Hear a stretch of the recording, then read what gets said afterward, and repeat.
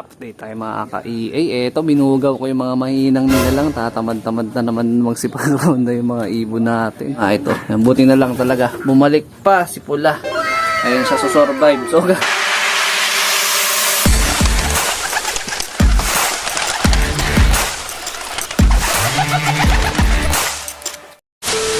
good day mga ka-EA. So for today's video, eto, so nagparonda tayo ng ating mga warrior, Team South at Team Summer. Tapos kagabi, nag-vaccine na nga kami ng mga tropang kalapatids dito sa aming lugar. So shoutout syempre sa mga tropang kalapatids natin. Ayun, yung mga ibon natin. Kay Boss Jordan, kay Boss Kenji syempre. So sila yung mga kasama namin. O kasama ko na nag-vaccine kahapon. Ayan, so share na kami dun sa ginamit namin na vaccine. Yung pinapatak lang sa mata, sa ilong.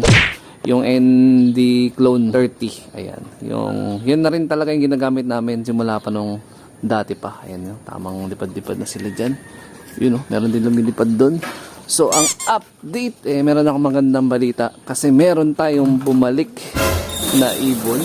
Ayun, nakabalik na si Pula kahapon ng hapon. Ayan, halos 2 araw mahigit din siya nawala kasi umaga pa lang siya nung Lunes or Martes, parang hindi ko masyado matandaan. Oh, no! Tapos kahapon lang siya ng hapon nakauwi. Buti na lang di siya nadali ni Boy Dagi pag uwi. Sobrang payat, gutom na gutom at uhaw na uhaw. Yan. So buti na lang nakauwi siya kahapon at nakaabot siya sa vaccine schedule namin ng mga tropa dito nga sa aming lugar. So inuna ni Boss Kenji yung kanyang mga ibon. Tapos gabi kami nag-start ng vaccine.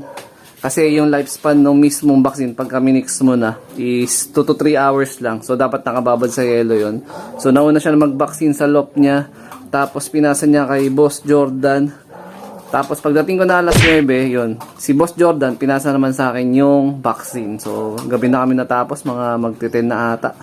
Yung mabilisan lang, nagsimula ata sila 7:30.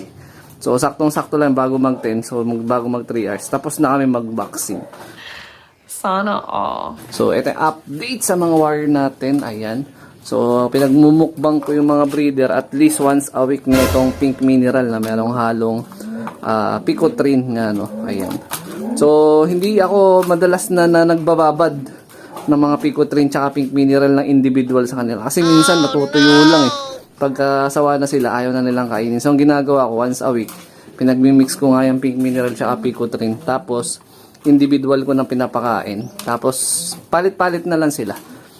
Pagka natapos lahat ng breeder dito, yung picotrine, transfer ko na yung sa flyers lot. Kasama naman itong mga bato-bato na yan. Ayan yung charcoal stone, tapos grit stone naman, no, pang suporta na para mabilis silang matunawan digestion nila. Ito kakatapos lang mag picotrine tsaka pink mineral ng ating warrior na si Batusay, tsaka yung pares niya na si yung pula na Ray. So ito yung magulang nung nag-overfly natin, nakauuwi nga lang. Ayan, no.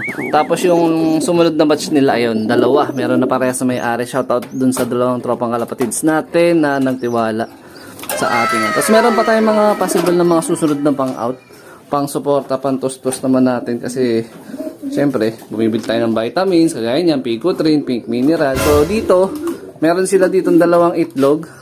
Ito sa Sir Dennis Palmalay na nakakross doon sa Jerry C, yung hen na nandun sa dulo. 2 yung itlog nila dyan, pares may similya. Possible by next week mapipisa. So yung isa dyan pang out, yung isa kay Boss Jordan, panlaro niya sa norte ata o pang summer niya na. Ayan, so yung isa dyan pang out. Pero hindi ko pa may confirm kung meron na may gusto, pwede na kayo mag-inquire.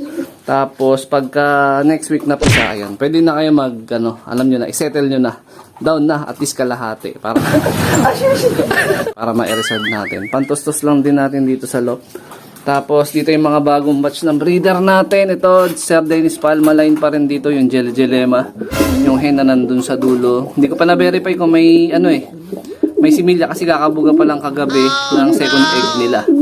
Ayan, lahat na nandito, binaksina na natin, yung mga YB. Tapos itong mga breeder natin pang suporta para iwas sakit, para may panlaban sila sa sakit. Tama po ba yun? Hindi tayo makaka-EA. Ito na yung nag-overfly natin na kulay pula na future stock bird. Buti na lang talaga. May pagkamailap itong YB natin na to. Ayan, so hindi siya nadali ni ni Boy Dagit. Maraming salamat, buti na lang. Pwede na. Nga ito, yan, buti na lang talaga. Bumalik pa si Pula. Ayan siya, survive. So gagawin ko dito, totally quarantine na to. Pag momoltin ko na to, bago natin ulit susubukan na pabolan. Tapos pagka bihis na at nasa hustong edad na siya, basta mamares, tingin ko, ubra na to. Pwede na natin siyang i-breed. Kaya lang, nakukonfuse pa talaga ako sa possible gender niya. Pero mukhang hen, no? Maliit yung ulo eh. Ayun, maliit yung ulo. Kamukha nung nanay. Yung pinakita ko sa inyo kanina. Ayan, tapos ito naman yung kondisyon ni Japan. Ayan siya. So, balik sa sa race.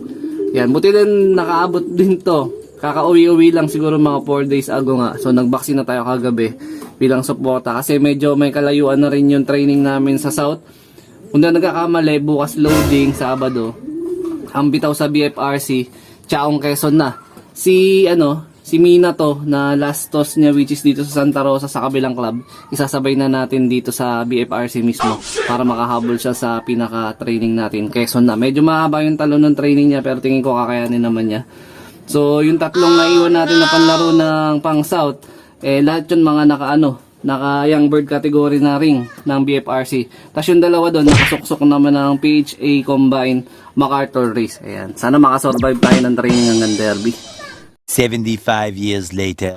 Update tayo mga ka-EA. Eto, binugaw ko yung mga manginang nila lang. Tatamad-tamad na naman magsipagod na yung mga ibon natin. Ayan sila. So mamaya possible bit-bit ko na naman yung tatlo sa trabaho para maitos nga. Around siguro 10 o'clock mabibitawan kayo sa trabaho.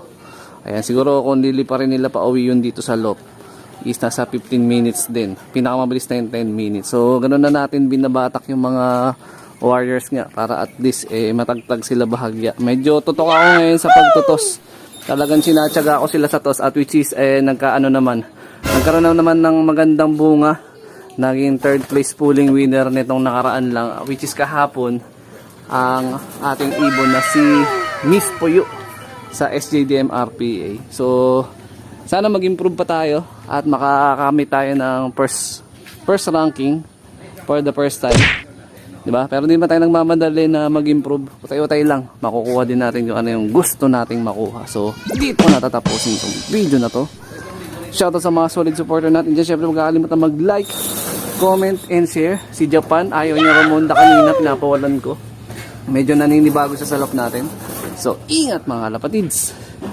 Keep safe. God bless. Ayan. Sana sila? Muna palayo na ata. Mukhang lumipad na nga. Hindi ko na matanaw eh.